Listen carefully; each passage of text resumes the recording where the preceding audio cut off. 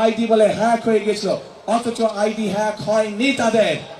কাজেই এরা নির্বাচনের আগে নিজেদের স্বার্থ সিদ্ধির জন্য মানুষের সামনে মিথ্যা কথা তুলে ধরছে, মিথ্যা কথা তারা বলছে।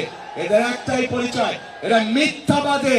যখন এই কথা বলার পরে তীব্র সমালোচনা শুরু সমাজের প্রত্যেকটি মানুষের কাছ থেকে, তখন তারা বলছে তাদের এই আইডি নাকি ফেক হয়ে আইডি হ্যাক হয়ে গিয়েছিল।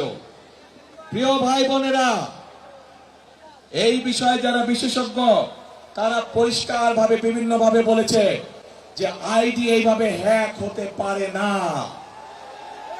একটি রাজনৈতিক দলের একজন সিনিয়র নেতা জনগণের সামনে নির্বাচনের আগে এইভাবে মিথ্যা কথা বলছে, দলটি পর্যন্ত মিথ্যা কথা বলছে তাদের আইডি বলে হ্যাক হয়ে গেছিল, অথচ আইডি হ্যাক হয়নি তাদের। কাজেই এরা নির্বাচনের আগে নিজেদের স্বার্থ সিদ্ধির জন্য মানুষের সামনে মিথ্যা কথা তুলে ধরছে, মিথ্যা কথা তারা বলছে। এদের একটাই পরিচয়, এরা মিথ্যাবাদী। এরা নিজেদের প্রয়োজনে নিজেদের স্বার্থেরা মিথ্যা কথা বলে।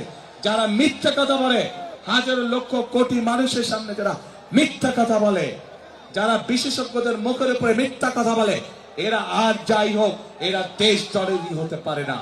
এরা আর যাই হোক এরা কখনো মানুষের দরদি হতে পারে না। এরা আর যাই হোক এরা কখনো জনদরদি হতে পারে না।